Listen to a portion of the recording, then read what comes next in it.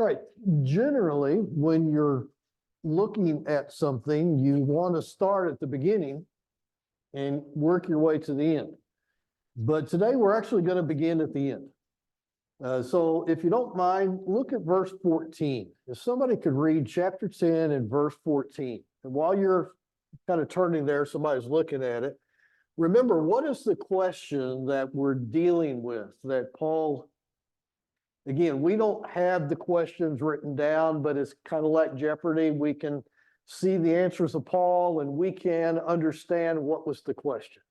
So what's the question he's dealing with here, really in chapters 8, 9, 10, and maybe even a little bit getting into chapter 11? What's this question? Statement, 8 verse 1 is about food offered to idols. Exactly. So we know that the question had to do with food offered to idols. We've kind of seen from the answers talking about what if I'm eating at somebody's house and they're serving this meat, what should I do? What if somebody sees me going to the temple? We're going to even see as we get into chapter 10, he's talking, part of the question had to do with them going to these temples. So if somebody could read verse 14 there of chapter 10.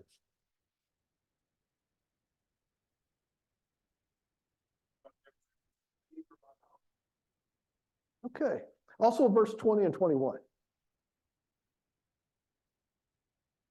No, but the sacrifices of pagans are offered to demons, not to God. Now they don't want to be a participant in demons. Do not drink the cup of the Lord and the cup of demons too. Do not have a part in both the Lord's table and the table of demons.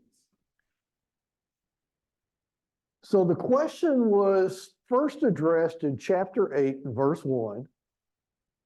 And now we get to the middle of chapter 10, and Paul basically says, no.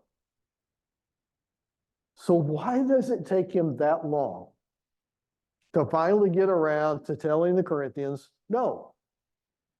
Don't go to the festival of Aphrodite or whatever particular festival. Don't go to that temple. Don't share in that festival. Why didn't he say that at the beginning? Well, I hope you understand what we've been looking at for the last several weeks. So much of life, maybe almost all of life, is not just a simple yes or no answer.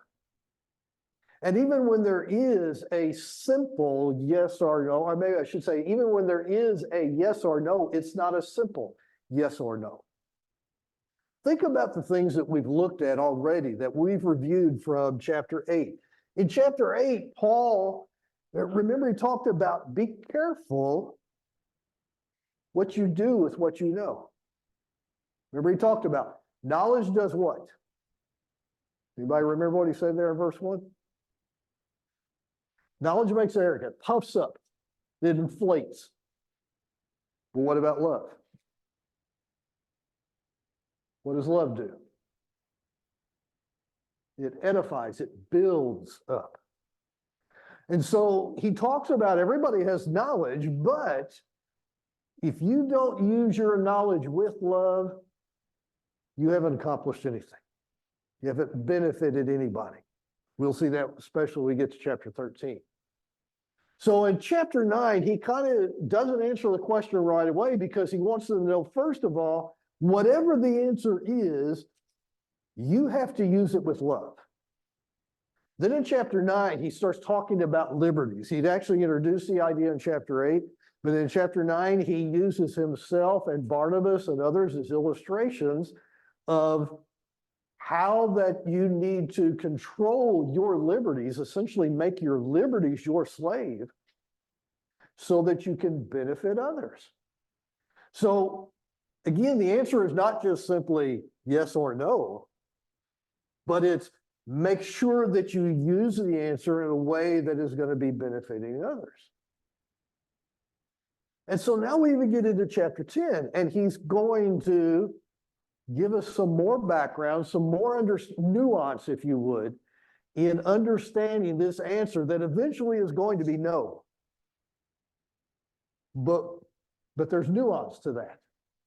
And so that's what we're going to look at here in chapter 10 is understanding some of that nuance. And it really is only going to be next week that we're actually going to get to the root of why he says no. But if he'd said no at the beginning, we would have lost all of this very important foundational material. It's the world we live in. All problems of the world can be solved in 22 minutes plus commercials, right? We're experts on every conflict, everything that happens in the world in 3.5 minutes of airtime during the nightly news. That's the world we live in and we're influenced by. And we expect things to be that way. But they're not. Paul hasn't wasted any of our time or the Corinthians' time in answering this question, can we eat at the festival of Aphrodite or whatever particular festival they're talking about? Because what Paul's going to get here in chapter 10 may be the real root of the whole question. He starts by saying, verse 1, I do not want you to be unaware, brethren, that our fathers were all under the cloud. Let me stop at that point. What kind of a church? We talked about this in our very first class. How was the church in Corinth composed? What kind of people had become Christians there? What kind of people lived in Corinth? What's that? Yeah, there certainly is a significant Gentile group among them. We also know there were Jews among them. We know the leader of the synagogue had been one of the people that was converted. So there was a significant number of Jews, a significant number of Gentiles.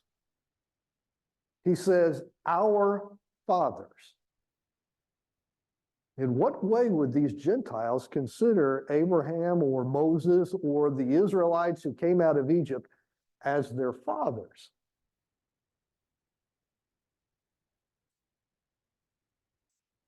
Yeah, you get to the answer right away.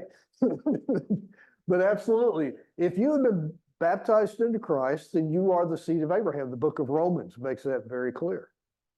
It's not those who are the physical descendants of Abraham that are Israel, but it's the spiritual descendants of Abraham, those who walk by faith. It also emphasizes to us how important the Old Testament was in their study, in their growth. I've mentioned, I don't know if I've mentioned it here before, but I've mentioned in a number of places where I've spoken. That I've run into this in a lot of places that I've worked with or places where I preach the gospel meeting or whatever. I'll hear somebody talk about, I don't know why we study the Old Testament. Well, your beef is with Paul. Because Paul thought it was very important. In fact, he says, I don't want you to be unaware that our fathers did this. If it was important for the Corinthians to study the Old Testament, to know these stories, to see Christ, because that's what Paul is going to actually say here, is Christ was with them, and we'll talk about what that means in just a minute. If it was important for the Corinthians, it's important for me. That we need to understand that foundation. We need to understand what was God teaching us in what he recorded about the nation of Israel. So he said, I want you to see here. Our fathers were all, 5 times in these first four verses, Paul is going to emphasize all. What's he trying to tell us there? Unity, I think that would be a part of it. When you say all, what's left out?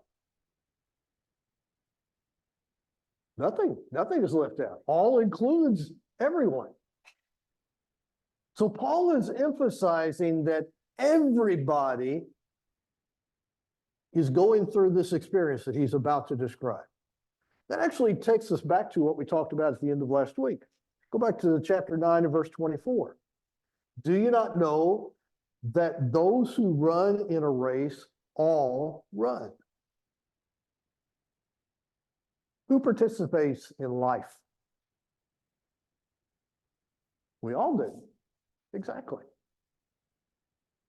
And that's the point that Paul's going to make about Israel. Everybody participated in what happened to Israel. So what's he describe here? They all were under the cloud. They all passed through the sea, meaning walking through on dry land. They were all baptized into Moses in the cloud and in the sea. We'll talk in a moment about that word baptized. They all ate the same spiritual food. They all drank the same spiritual drink. For the drinking from a spiritual rock which followed them, and the rock was Christ. The first one I want you to see is Paul says, everybody had the same experience. They all saw the same. They weren't sleepwalking as they went through the Red Sea. They weren't sleepwalking as they saw that cloud that protected them from the Egyptian army. The pillar of cloud by day, the pillar of fire by night, the cloud that continued to be with them as they went through the wilderness. They all experienced that. Every single one of them saw the same thing. And yet, what does he say in verse 5? Nevertheless, with most of them, God was what? Not well pleased. But notice he doesn't say all now. So there's something that separated between some. Some were well pleasing to God, most were not. But they all had the same experience. So the point that Paul is trying to get them to understand is recognize God gives everyone the benefit. Everybody, God gives everyone the opportunity. God gives everyone the evidence. Not everybody accepts it. Some people choose not to. Some people choose not to be pleasing to God. And that's the point that Paul is trying to get them to understand here. Remember, this relates to this question: can we eat meats that have been offered idols? Can we participate in these festivals? So that's the point that Paul wants to get across. Now, let me stop real quick and look at a couple of things that you probably kind of left scratching your head. Wait, what? What?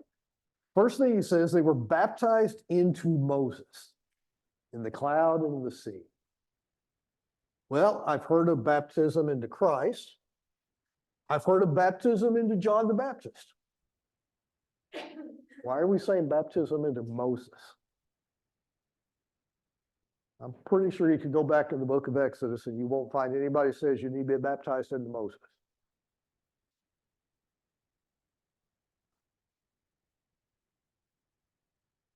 Okay.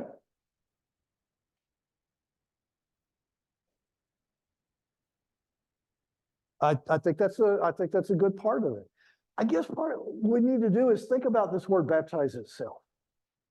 What's the literal meaning of baptize? Immerse, dip, plunge. What's the spiritual meaning of that? When you talk about dipping your toe in the water, what's that mean you're doing? You're just testing. You're saying is, I want to see if this is something I really want to do. If you decide what do you want to do, what do you say? We take the plunge.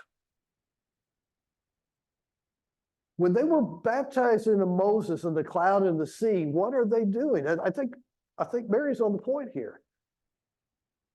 They're demonstrating an all-in commitment. It's a commitment of faith. In this case, these people that went through the Dead Sea on dry land, they're following Moses. They're going all in with Moses. In fact, when we look in the book of Hebrews, we're told that by faith, Moses had made this decision to be their leader, release them from Egyptian captivity. Now, he made that decision 40 years before God did, and God said, wait. But that was a decision of faith. And the people said, we're with you. We're following you.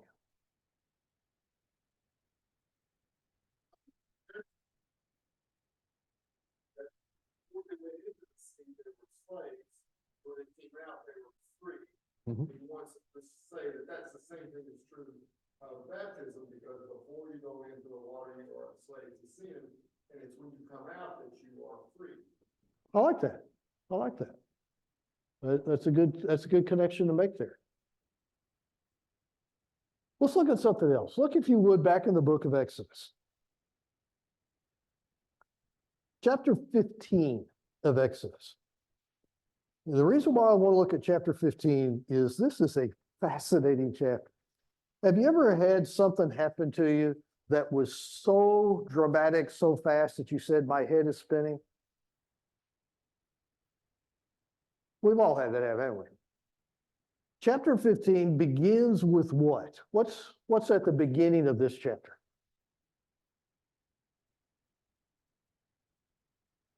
It's a song. It's a song of praise. Why are they singing a song of praise? That's what we've just been talking about. It's what Mike just said. They just came up out of the Dead Sea. And what did not follow them? Or who did not follow them? The army of the Egyptians. The people of Israel saw them all destroyed in the sea. So they are very much free now. What's that song that the slaves sang at the end of the Civil War that Martin Luther King quoted? Free at last, free at last. That's essentially what they're doing. They're singing a song of freedom. This is a nation of people that have been slaves for as long as they know, and all their history tells them, all their fathers and grandfathers have all been slaves, and now they're free. Thank God they are free. And that's exactly what they're doing. Now, somebody read verse 22 through 24.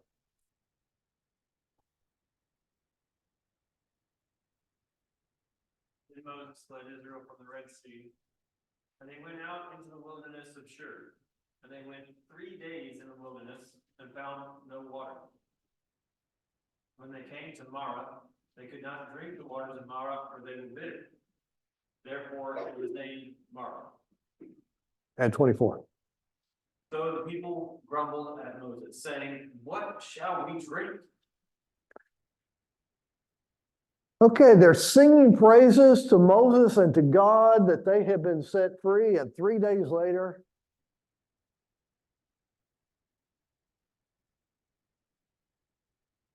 they're grumbling. You talk about your head spinning. We could look at others later in the chapter, or chapter 16, verse 3. 30 days later, they're doing a lot more than grumbling. How many times do we read where they said, let's do away with Moses and Aaron, let's appoint us a leader that will do what? Take us back to Egypt. I've often made the comment, I heard it from somebody else, it's not original with me. It was easy for God to get Israel out of Egypt. It was impossible for God to get Egypt out of Israel. So we go to 1 Corinthians, and what does Paul say? I don't want you to be unaware. Every single one of them had the exact same experience. They saw the cloud, passed through the cloud, they passed through the sea, they sang that song of praise to God. And yet, they were not pleased. They were not pleasing to God, they were not pleased with God. One other thing that's interesting here before we move on.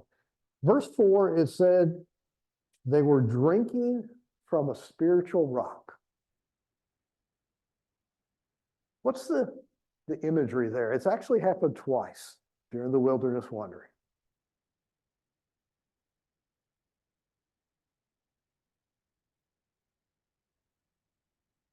Got water to drink out of a rock, exactly. The first time, of course, God had told Moses to go, and I think the first time he told him to strike the rock, and he did, and water comes gushing out of that rock.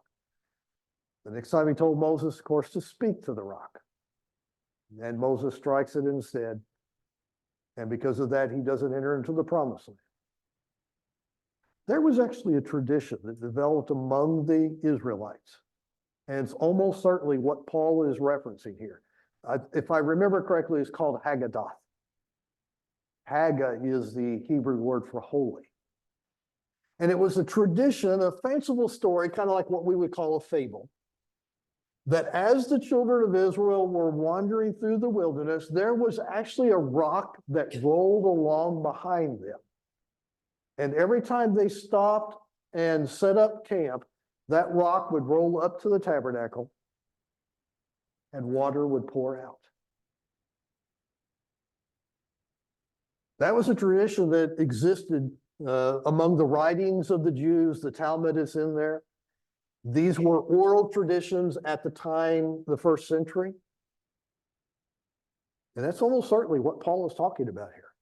He's using this oral tradition to tell them that that rock was actually Christ. Now, it wasn't literal rock. It wasn't a literally boulder that was following along the people of Israel.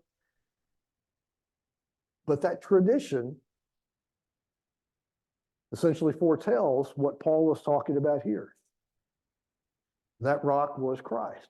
And he's going to use that as the reference that Mike was talking about earlier.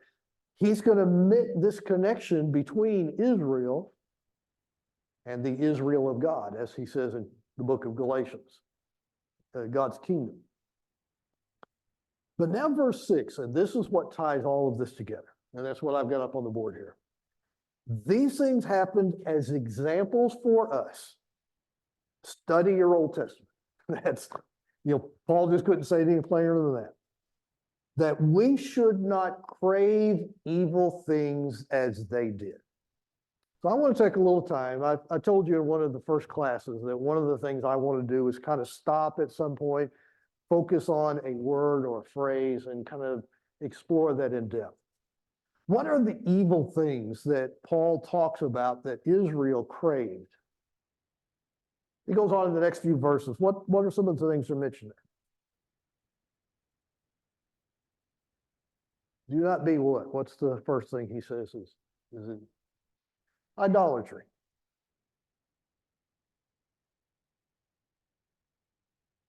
What's the next thing? Okay, immorality.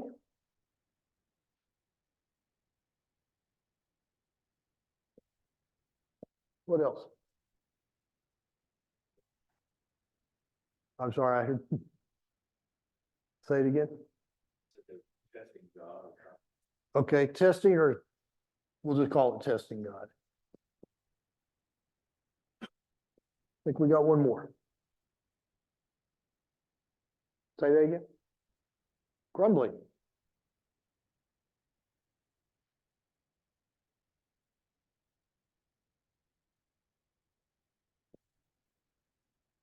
Talk about why these things are evil.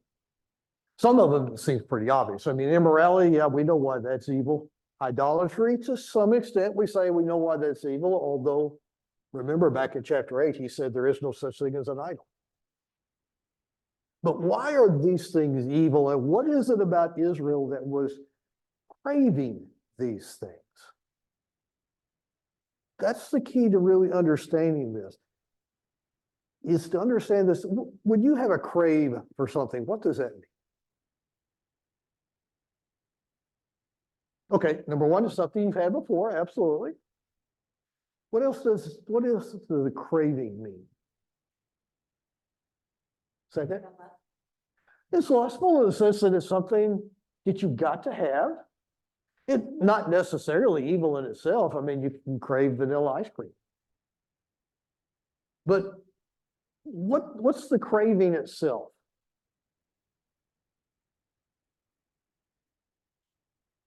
Okay, it comes from the flesh. It's what?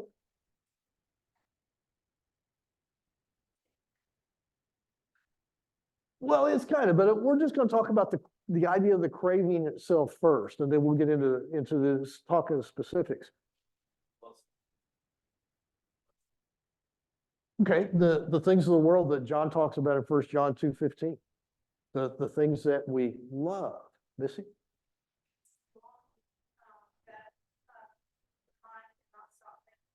Okay, that's really what I'm getting at, is the idea that it's something that consumes us because we desire it so much that it really controls our thinking. It's really all we can think about is what I crave. Again, the sense of it just the craving itself is not evil, but it's the idea that it controls us, it consumes us.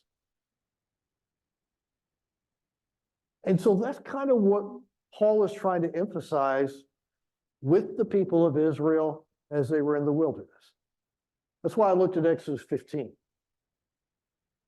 They're singing praises to God, the fact that God has delivered them, they have their freedom, and yet 3 days later, they're controlled by something else. That's all they can think about. They've forgotten what God had just done. And they spend most of that first year forgetting God, forgetting what God had done for them.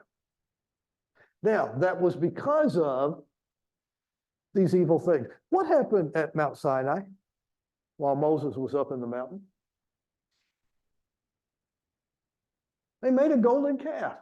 Where did they get that idea from? From Egypt. Exactly. They got it from Egypt.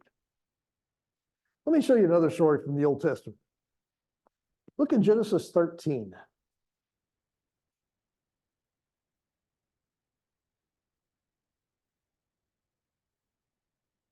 Genesis chapter 13, remember Lot and Abraham were both incredibly wealthy, which means their flocks had grown so large to the point where the land where they were was not large enough for them to peacefully coexist. Their servants were fighting against each other. So Abraham came to Lot, his nephew, and gave him the choice. You choose which direction you're going to go, and I will go the opposite direction. Genesis 13, verse 10, what does Lot choose and why?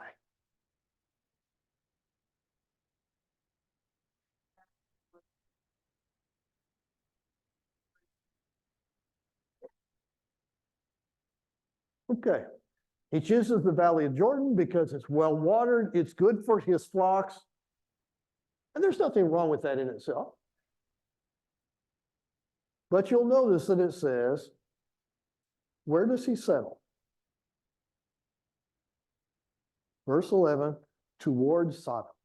Pitched his tents towards Sodom. Remember, they're living in tents at this point, have been living in tents since they left Ur of Chaldees. He pitched his tent towards Sodom. All right, now look at chapter 14, verse 12. If somebody could read that, please. Chapter 14, verse 12.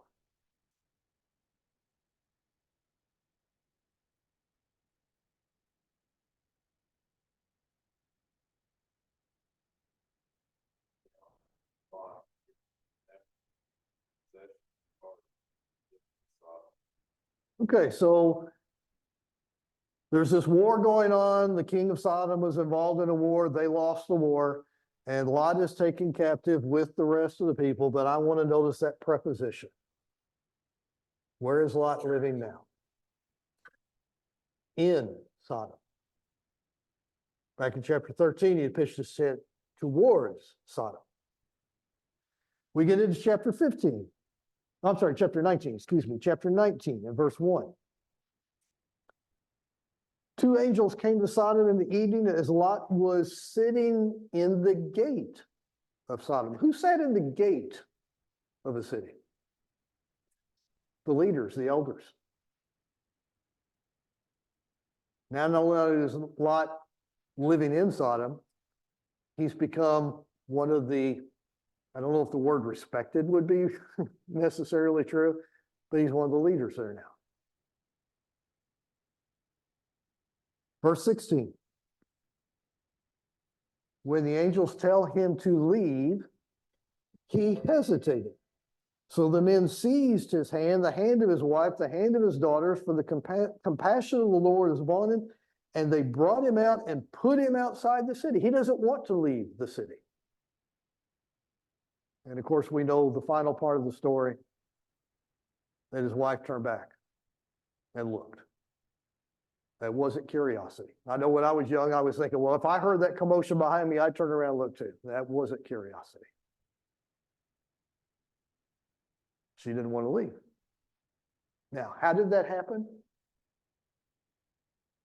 Was that Lot's intention from the beginning? I'm going to move into Sodom and become one of the leaders? Of course not. What Lot saw was well-watered. This will be good for my flocks. Yeah, that evil city over there, that's a problem, but when we look in the book of James, what does it tell us about Lot?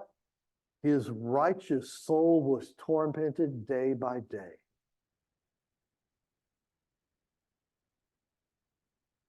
But who made the choice? Lot did. He made the choice to get close. And when he made the choice to get close, what ended up happening? He got too close. And what did it cost him? Everything. That's a very good way. He lost all those flocks. He lost his wife. In some sense, he lost his daughters. What's that? Well, in the sense that they committed immorality, which is the second thing we got here. We're not going to look at each one of these things separately. We don't have time to do that.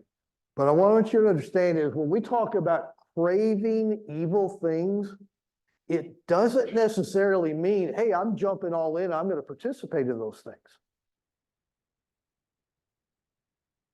What it means is I'm going to get as close as I can without actually touching. Maybe you're going to stick my toe in. And what happens? Look at the lesson of Israel. That's what Paul is saying. I want you to not be unaware of what happened to Israel. They craved these things. Lot craved these things. And a result that they did not anticipate, did not expect. That's how Satan works. So Paul is trying to get this message across to the Corinthians. Why are you asking me this question? Why are you asking me, is it okay to eat this meat that's been offered to idols? Why are you asking me if it's okay for me to participate in that festival? Do you see the problem? You can't answer that yes or no. Because a lot of times it's not the yes or no that's most important. Why are you asking? That's what's most important. I'll give you an illustration. There's been, I don't know, 6, 7 times that I've preached on fasting. Every single time that I have preached on fasting, I've had somebody ask me, do I have to fast? Why are they asking?